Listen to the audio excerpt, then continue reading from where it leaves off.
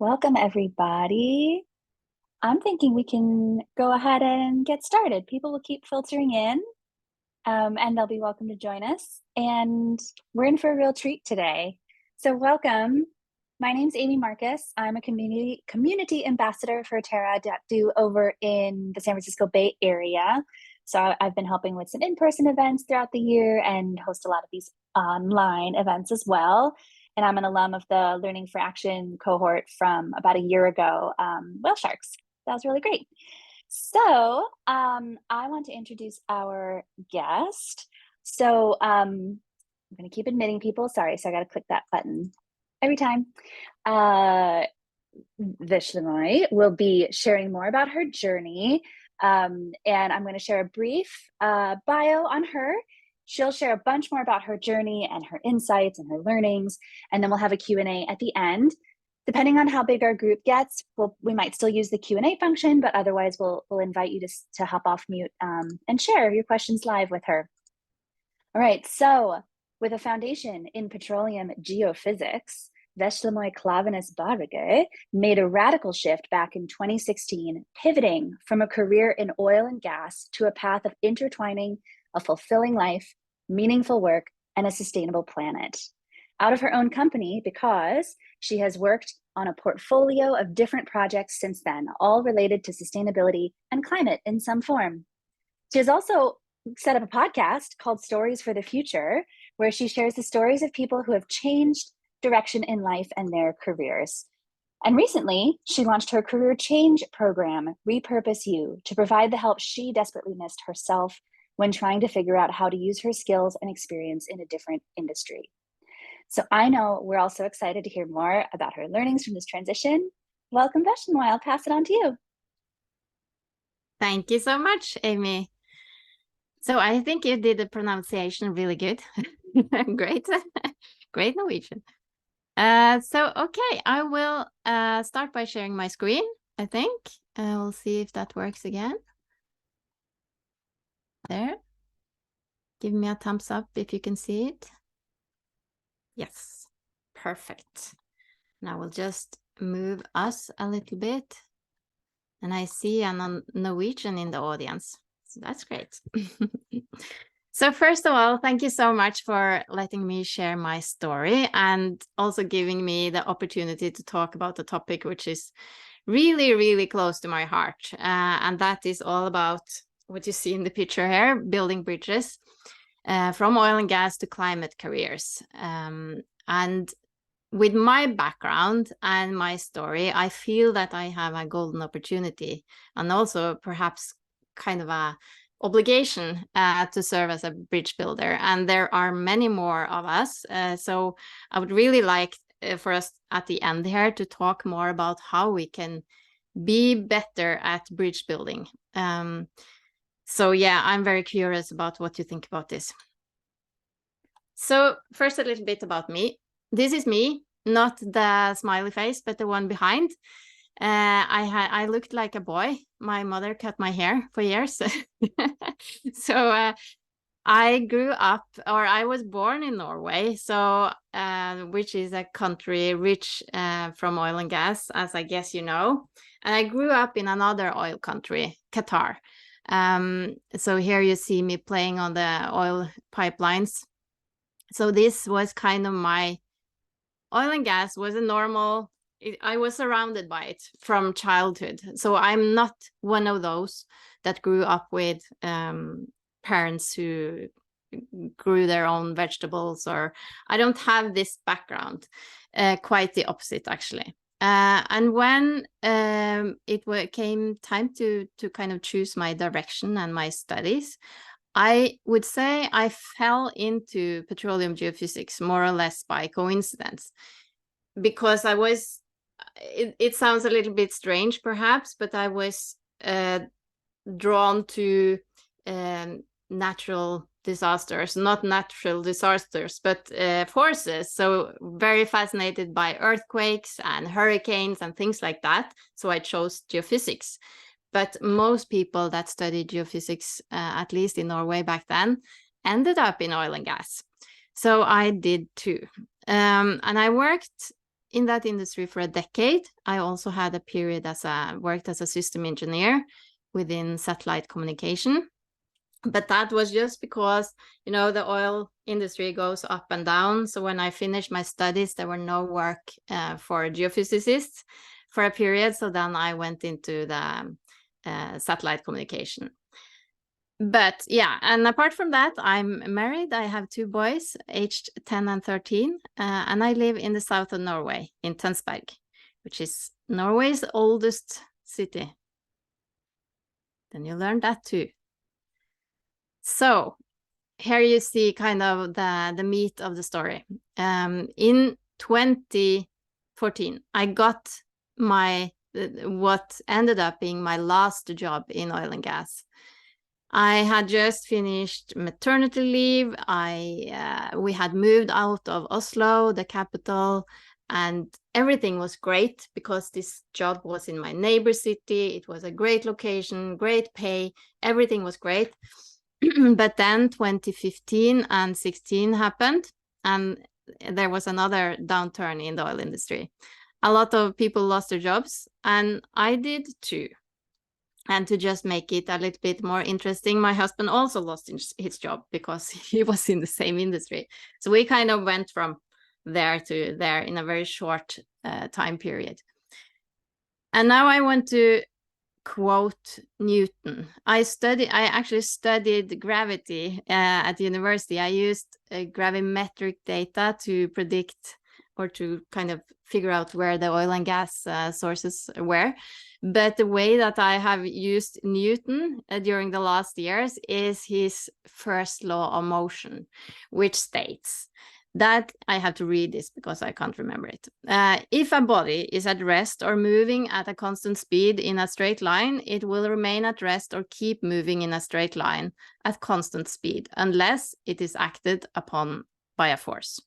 So basically, if an object is moving at a constant speed, it will continue to move in that direction and at that speed, unless something happens from the outside. So why is this important? And this is something that I emphasize all the time when I tell this story, because I think, and this might shock you, but I think I would still be working in oil and gas if I hadn't lost my job back then. And that is, it's kind of a belief that I choose to have, because it enables me to have more empathy and compassion for that person that I would have been if I had continued to work in oil and gas. And it also enables me to have more compassion with all the people still working in oil and gas.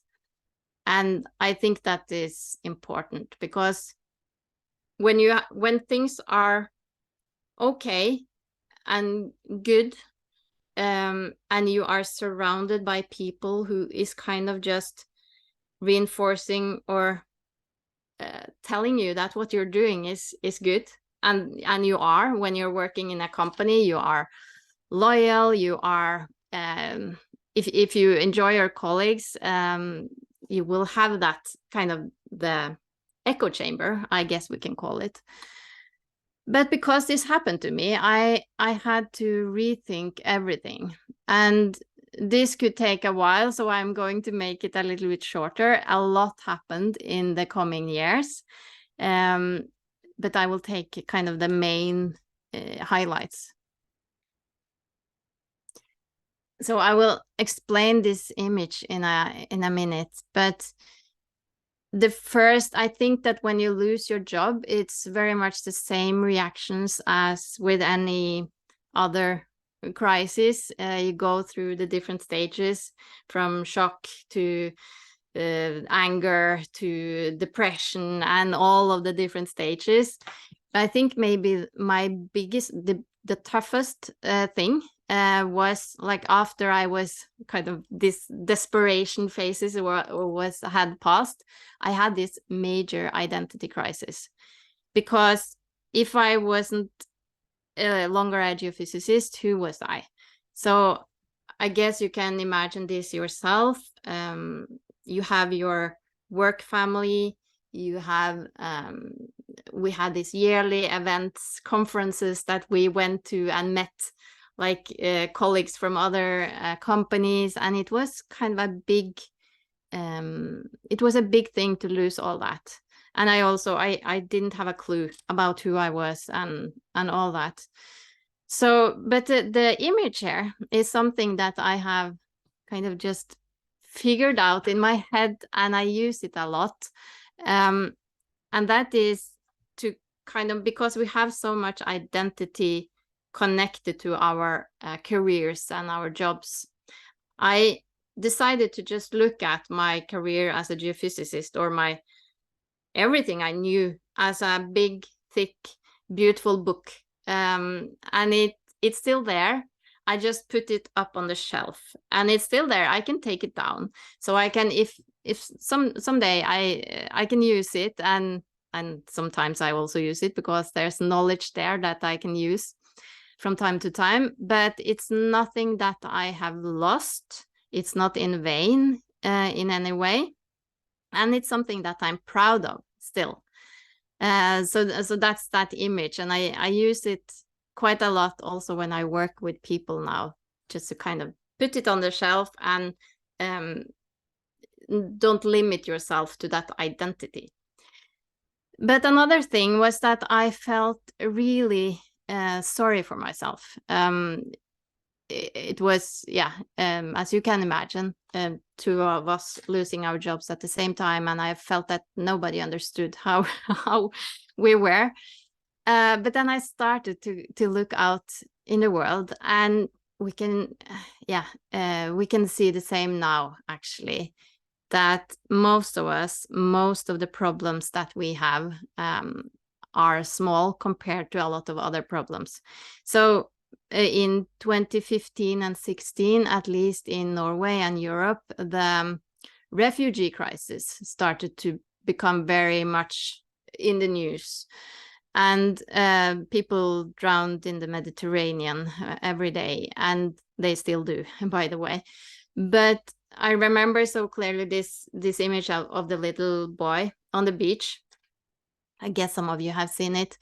And that was kind of a wake-up call for me, because losing a job, I mean, worst case, we could sell our house or a car or something. It wasn't really a big crisis compared to everything else. So that was another thing, like, opened up my perspectives. And then also the climate crisis. So I started, it was a summer in Norway that was very, very hot. And I remember driving home from town and listening to the radio. It was an interview with a woman who had written a book talking about the future and the lack of water in Europe. And I thought to myself, maybe I should start reading up on this. It wasn't that I didn't care about it. I just hadn't looked into it, like really studied it. So I started reading climate reports, and then you can't unlearn what you learn when you start reading about it. So that was kind of a big, like, coconut moment, as I call it. It's changed everything, and also around my engagement with the refugee crisis that I will talk a little bit more about. I realized also that this the climate crisis will make everything worse for refugees as well. So it's all tied together. So during this period, I had this tried desperately first to get back to what I thought was the only thing I knew, geophysics and oil and gas.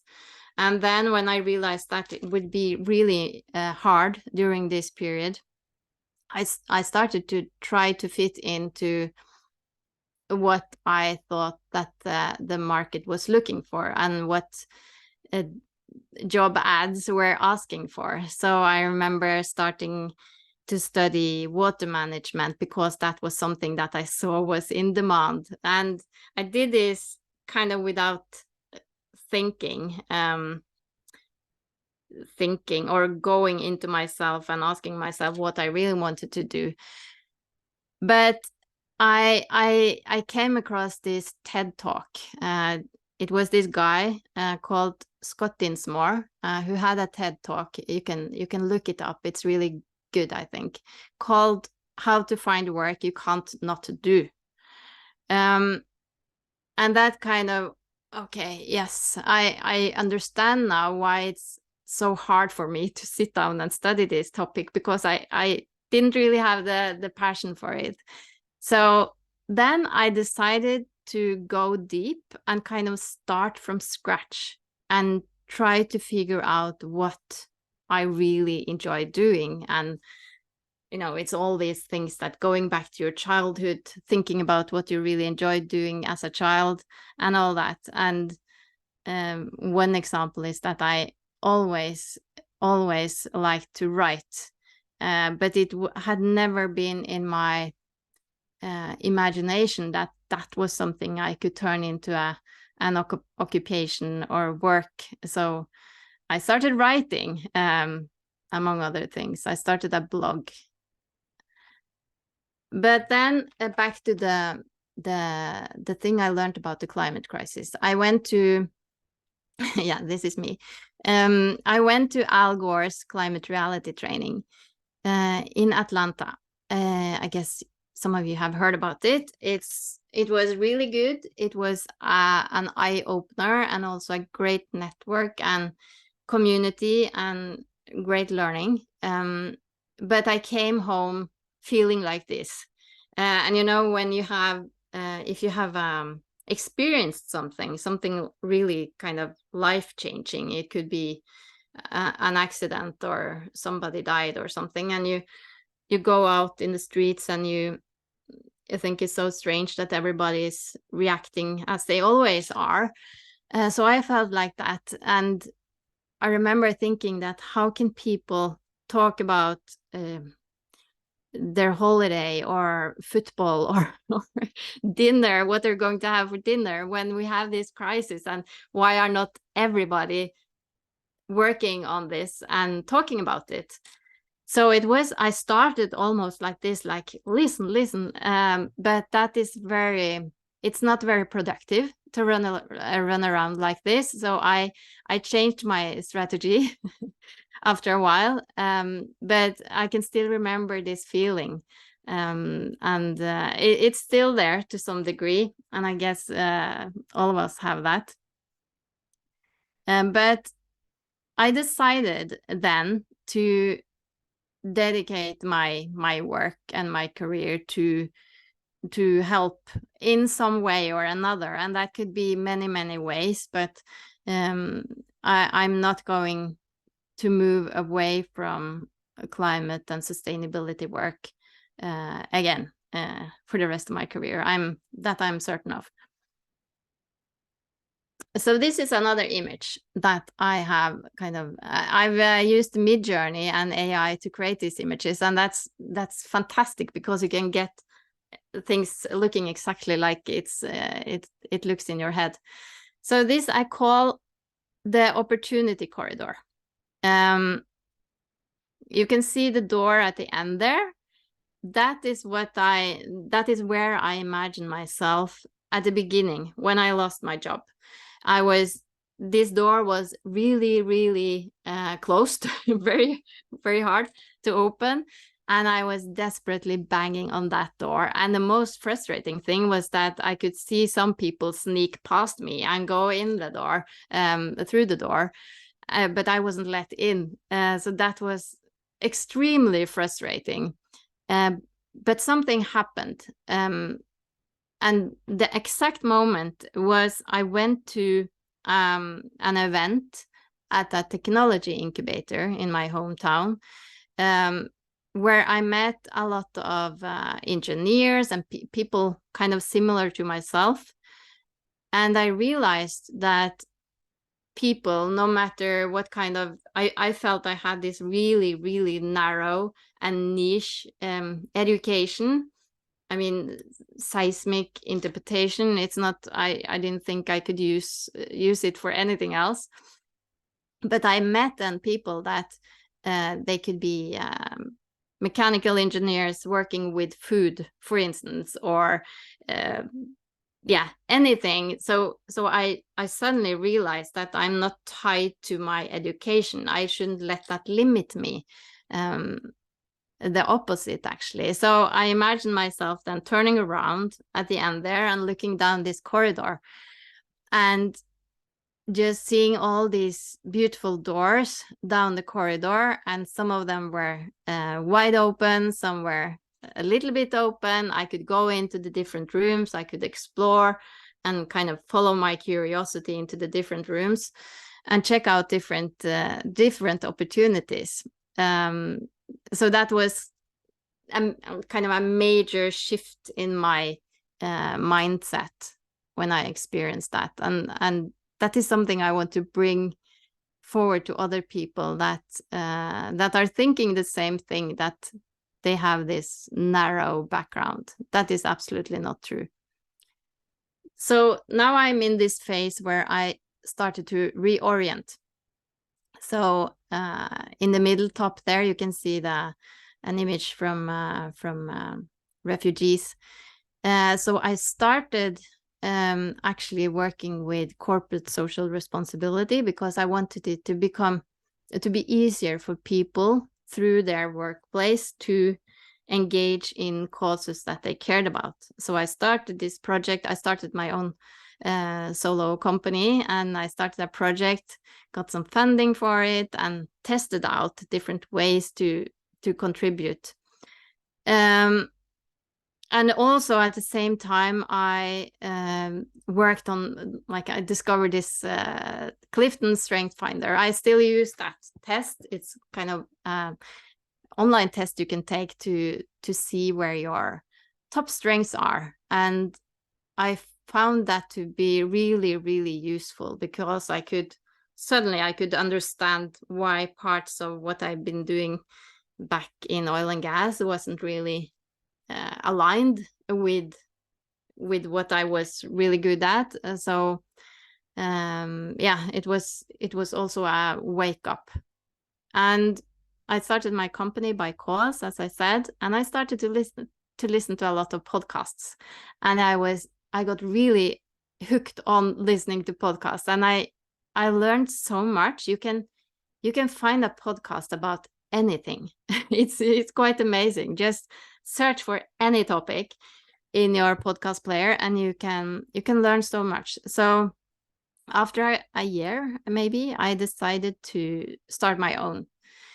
That was nothing that was obvious, I would say. If I'd said to myself back in 10 years ago or something that you would start a podcast, I would have laughed. I think that was very unlikely, but I felt really an urge to share stories from people that I met during this year. So people that had transitioned as myself, people that were doing great stuff like social entrepreneurs, all kinds of people who, and all of them had this kind of pivotal moment. Something happened that made them shift. So again, back to Newton's law, some kind of outside force made them rethink, and then they shifted their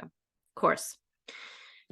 So yeah, I started the Stories for the Future, and that is still running. I started another podcast now in January that is about sustainable travel and tourism. And while doing this, I really exploded my network. So, and I have also come to the conclusion that I want to work globally, because through meeting all these people all over, and thanks to Zoom and maybe COVID, that we learned to use online tools. I have met so many people, and I have realized that we can sit here in Norway and think that we have the best solutions for everything, and we don't. So realizing that, oh, this thing that we thought that we had kind of nailed, they're doing this much better in India or Egypt or Mexico or anywhere. So I think it's so important to have this global perspective so that we can learn from each other and progress as fast as possible.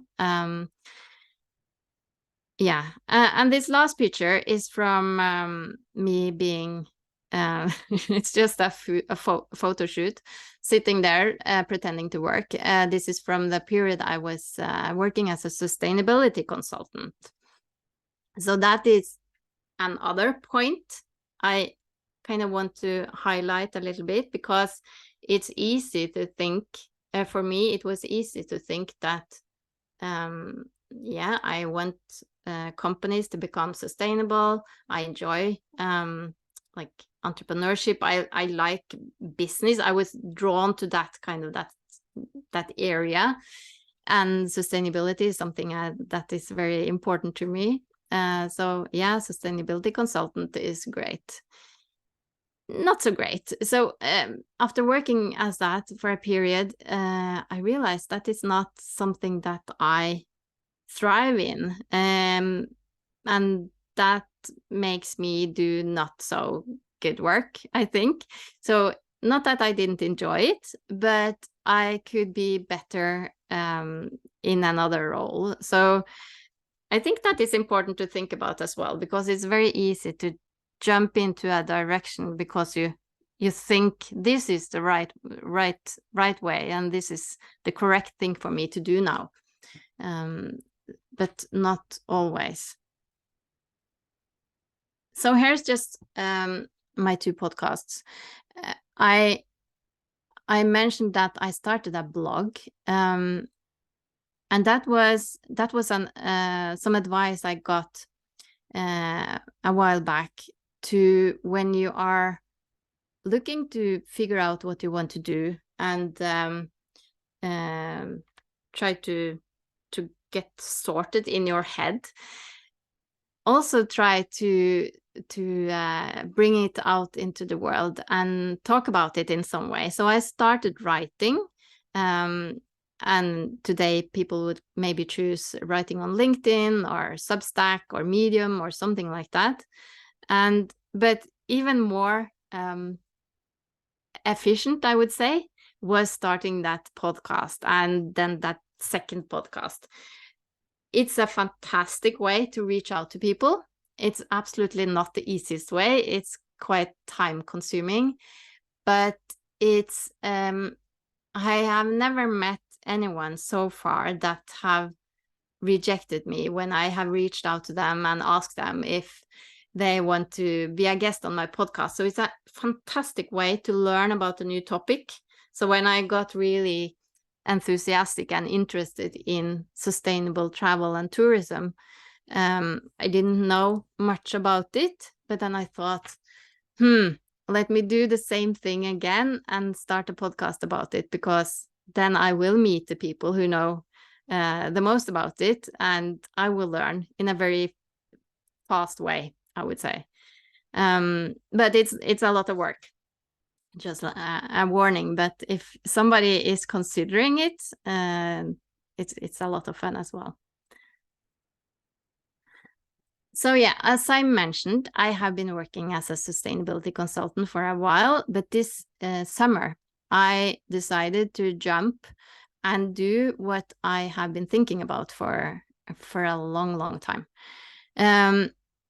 When I think maybe it was 2017 or something, I had been searching and trying for a while. I found this course online. No, it was earlier. It was 2015. A course online called How to Find Your Passion. And that was really, really out of my kind of my normal behavior. I think I never bought a course online before back then. That was the first one. And also passion was not something I talked a lot about, coming from this realistic work environment and with a lot of engineers and like square people.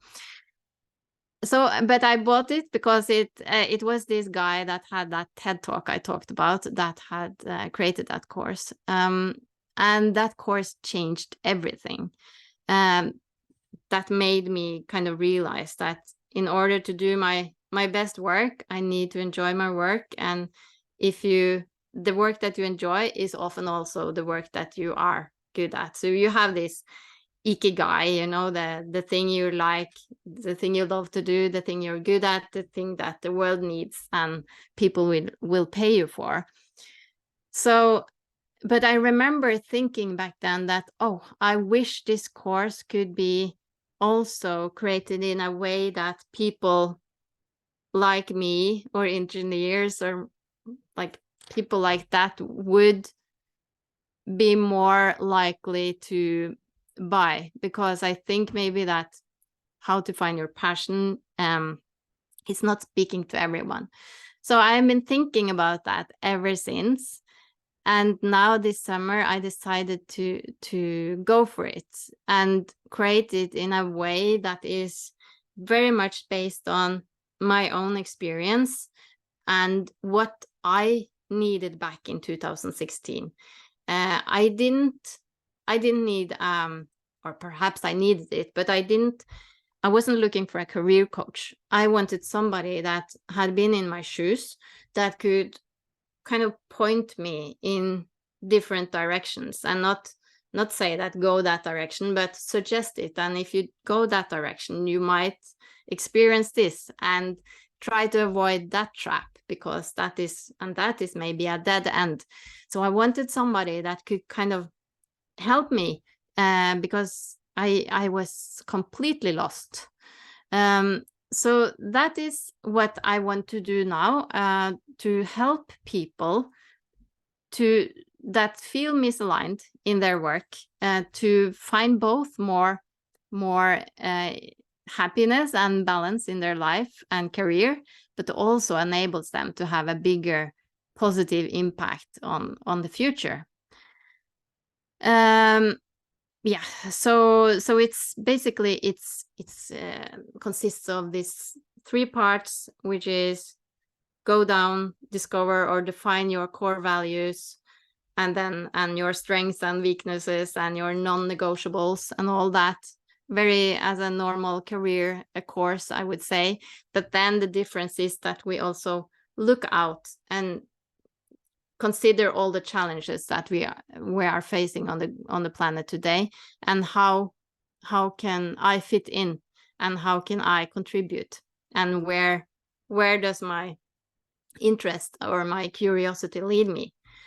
Yeah, so that's what I'm looking to do. And I have to admit that my dream client looks a lot like me or is quite similar, but it's for everyone. And maybe the majority would be people in their middle of their careers that want to have discover a new path. So I'm soon finished, but what I really want you to remember is this work identity. Put your work identity on the shelf, and don't let your educational background limit you to what you can do, because I believe that we can almost go in any direction as long as we have the enthusiasm and interest, and we're curious about it. Then you can, sometimes you need to upskill, you need to maybe get a degree, but absolutely not always, is my experience. And then the opportunity corridor, look out and kind of see all the opportunities that are out there. And again, follow your curiosity. And it's very I have tested so many things now. I worked at the university, I worked in a technology incubator, I have done this sustainability consulting, I'm a workshop facilitator, so many things. And I have gone past the point where I think about, oh, I can't do this because people will think that, oh, now she's doing something new again. So I don't care about that anymore. And that is very freeing, I would say. So I suggest you do that too. So I like superheroes. I think that it's superhero time, and that we should all put on our capes and realize that our skills are transferable. And I recently had a post actually on LinkedIn where I said that I really, really like engineers, and that is something I mean, because and that is back to the title of this event. People from oil and gas, engineers or geoscientists, I can honestly say still that I have never worked with more smarter and more solution oriented and people who can really collaborate than when I was in oil and gas. So I really think that these people are needed so much in the challenges that we are facing. And so the thing that I'm always kind of thinking about and trying to figure out how to do is how to have this dialogue so that the people still working in oil and gas don't feel defensive or accused or shamed, but actually get excited and enthusiastic about contributing to the challenges. So that's something that I would really like your thoughts about and input. So yeah, I hope some of you have some thoughts about it. But thank you. That's all. Thank you so much. I personally really enjoyed your story, and all of the metaphors you used, I think were really helpful. I found myself writing a bunch of them down for myself for inspiration. I want to invite everyone who has a question. I see one just came in the Q&A. If you'd like, you can also raise your hand, use the raise hand function here on Zoom, because we're a small enough group that I think we could probably come off mute.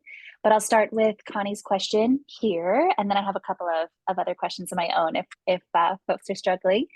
So Connie asks, I was considering finding work as a sustainability consultant too, to help businesses be more sustainable. What was your experience? Is my thinking idealistic to think I can make a difference?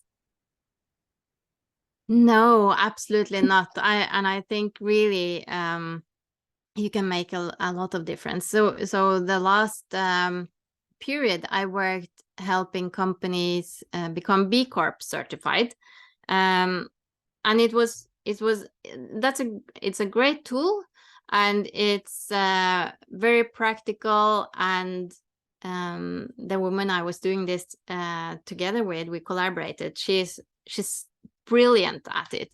The reason that I didn't enjoy it that much, I think, is it still is hard in many companies to feel that you're reaching kind of to the core of the company. So I'm not saying that I had this with the companies I worked with, but like feeling sometimes that this is something they kind of tick off feels a little bit frustrating, but it's a great step and everything helps. So this is a journey for the companies as well. It's not easy to just change. So no, I don't think I think you have a great opportunity to make a difference. And many people enjoy working as that. So yeah.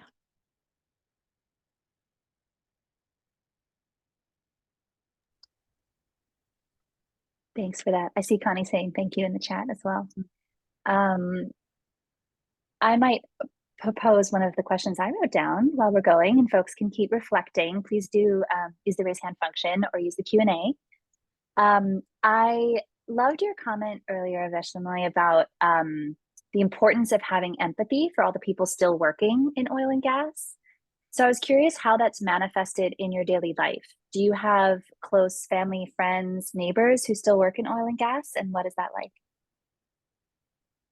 So I would say it's no, yeah, well, yes, my brother, actually, I forgot about him. Yes, he's still working in oil and gas, not directly, but this is kind of the problem I feel is that a very concrete example is my LinkedIn profile. When I left oil and gas, all I had on my LinkedIn profile was people from oil and gas. So I struggled for a long time to kind of figure out where is my new network, where are my new friends. And today, after then 7 years or so, it's completely the opposite. So now I feel my feed and my network is full of people working in sustainability and with climate, and that kind of it creates this false illusion as well that everybody is talking about this. They are not. I feel it's still kind of a bubble, and they kind of have the same bubble in oil and gas. So I had this very interesting experience a couple of weeks ago, because I was thinking back to what I mentioned, going to these yearly conferences, and I thought that now I will check out one of these conferences that I used to go to and see what they're talking about these days.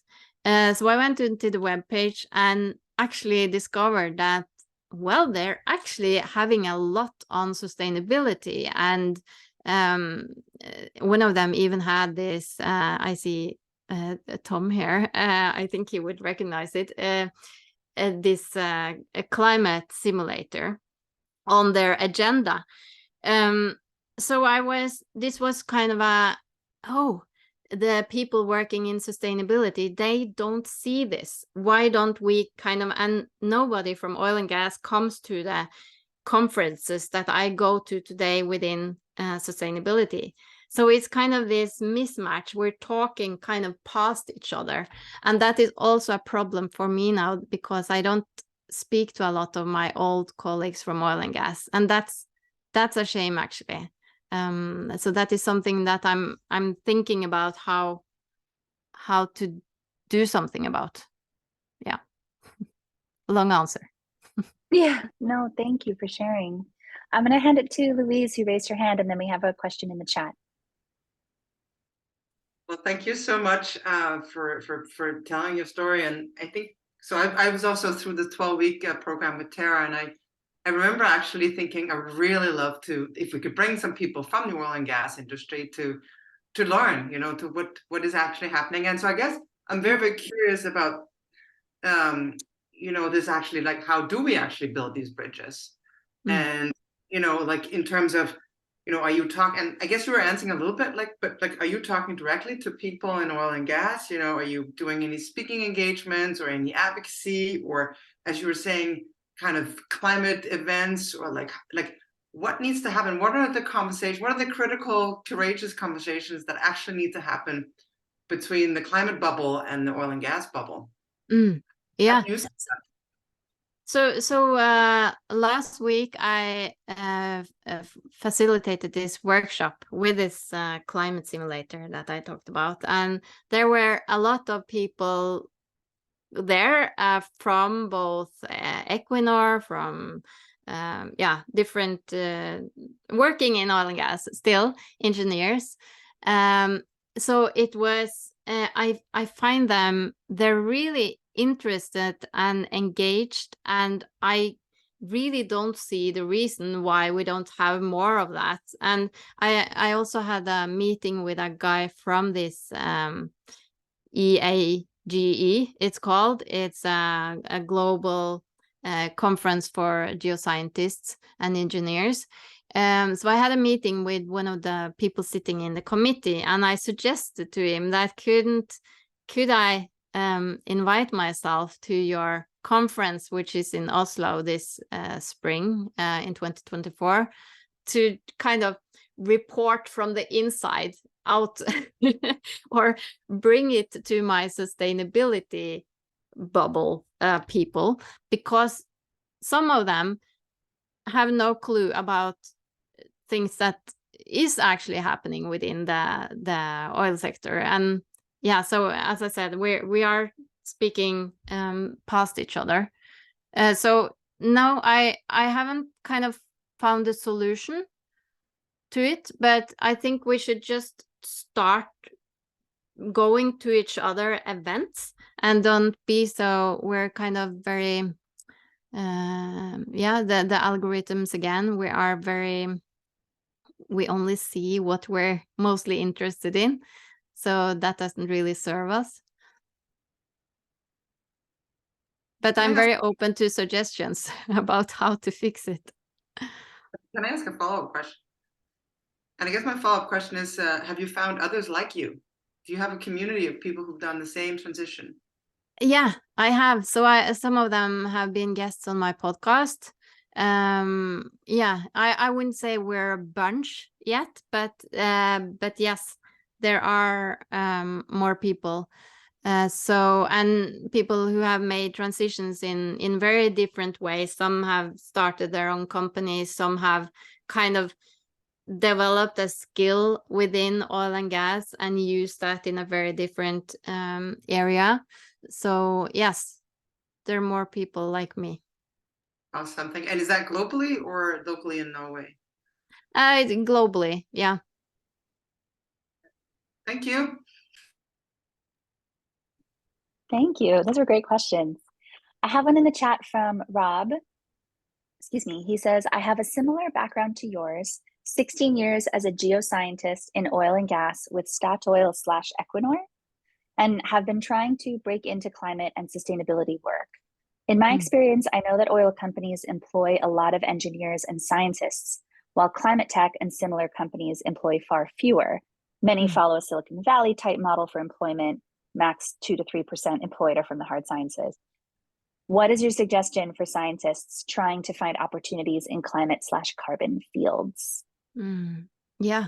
So this is also like a big puzzle for me, because you hear it a lot, and I guess inside Terra as well, that there are so many people needed now within your renewables and climate tech and everywhere. But I meet so many people who struggle to get in.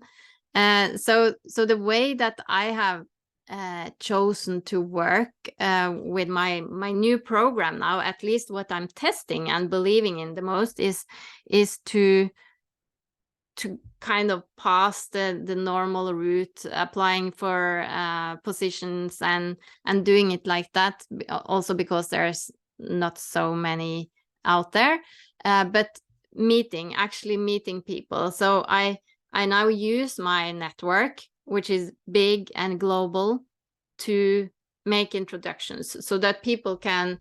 I had this example with my last client who did the course on Terra, by the way, and introducing him to the people that I know that work within the field that he now became interested in. So I really believe that making those direct connections is better, but I still think this is also a very kind of immature field, and the people who are hiring aren't really they're asking for skills, and it's also, this is also kind of a mismatch, and we should know more about what these companies are looking for, so that people can upskill if that is what is needed. But yeah, I find it a little bit puzzling myself, that it looks kind of hard to break into that area. Yeah, thank you. I have a kind of related question I might pose. which is, what are some of the other career paths that you have seen oil and gas folks pursue after leaving the field?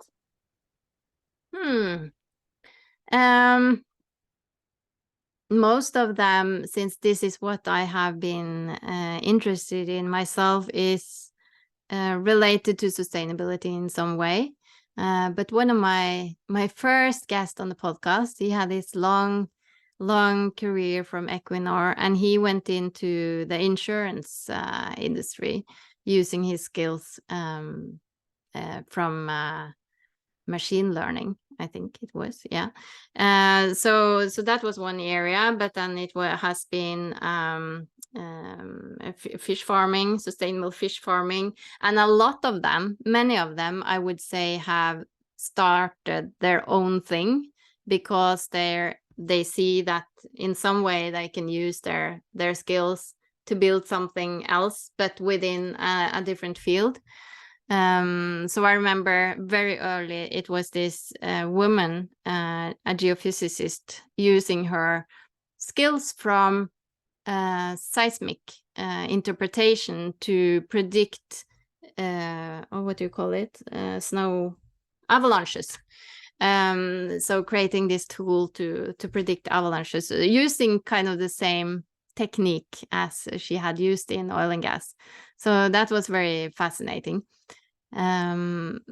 So some are kind of closely related, but in a sustainable way, and some have been complete different directions. But I would say it's a lot of different directions. Thanks. Sounds like we should listen to your podcast to get some more specific examples. You should. Yeah.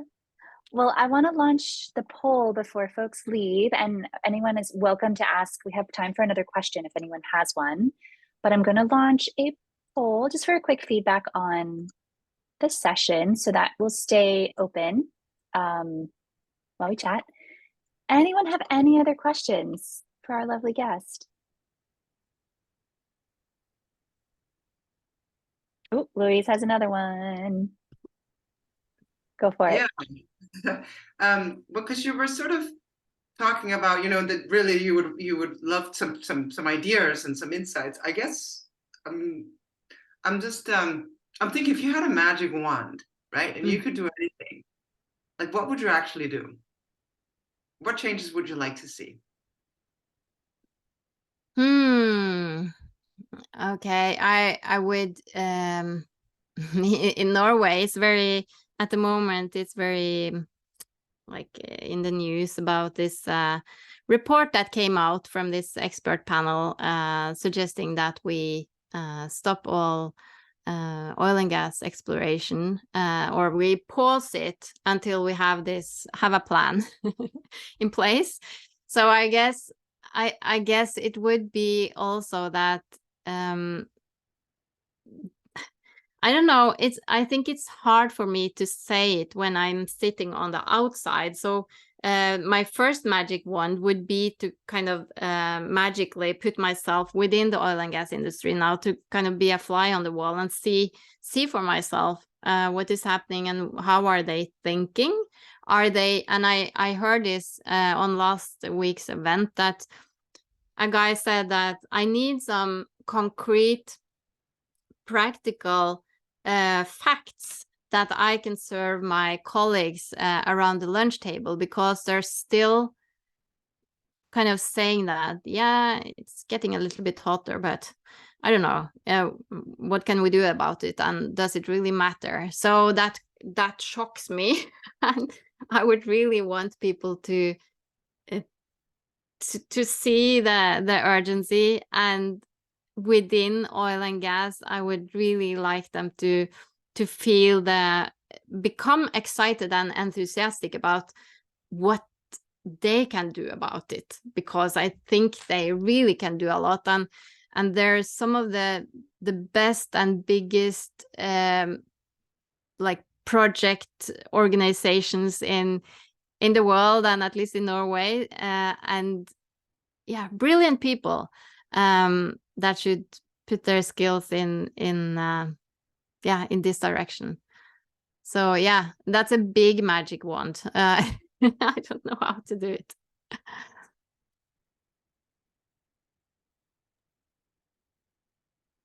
Amazing. I'm gonna leave the poll open just for another minute and open for any other last questions. All right. Well, you know where to find her on LinkedIn. We've shared the links to her podcasts. Oh, Connie's come raised a hand. Connie, you gonna come off mute?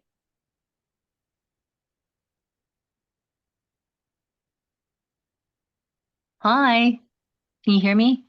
Yep. Yeah. Okay. Well, I'm sorry, I'm not able to get into video right now. Okay, well, I do want to say though, that there are companies like Ørsted that that used to be in oil and gas, right? Like fully oil and gas, and they have transitioned into renewables and they've been successful at it. So I think it's possible, it's possible to make that transition. It really requires the company to change their mindset. It really is. And I know hearing, in the news about companies like Shell, saying, "Oh, we're going to do more sustainability, we're gonna, not explore," and then all of a sudden they change their minds. Or, the acquisition of ExxonMobil purchasing Pioneer Energy, or Hess being purchased by Chevron. They're merging, and it's just a sign of them trying to salvage what they still have. And I feel like they see the writing on the wall, but and I know, they may be talking about sustainability, but like you said, they can do so much more, and they're choosing to keep it kind of on the low profile. So I wish they would, they should be like the biggest sustainability group ever. They should have like lots of engineers working towards it, bigger than the group of geophysicists, right? But they don't. So, that would be my question. Why? Why not? If they truly believed that we are, having some patterns that we cannot control, weather patterns, and that well, fossil fuels is responsible. So why can't they just take just a little action? I mean, it's not that hard. No. That's my little rant for today. Thank you. Thank you. Yeah, Ørsted. I've used the example of Ørsted so many times and asked oil and gas people about it. Why? And they always have this long explanation about why. We can't do the same in Norway, but yeah, I agree with you totally. Thank you. Yeah, thanks for that additional perspective, Connie. This has been such a great session. Thank you, everyone, for joining us. Thank you to Veslemøy for your time and your insights. I know I'm going to go check out your podcasts right after this. And the recording will be up as well, so feel free to share it with your networks. Thank you so much, everyone. Have a great rest of your day or evenings. Thank you. Bye-bye. Bye.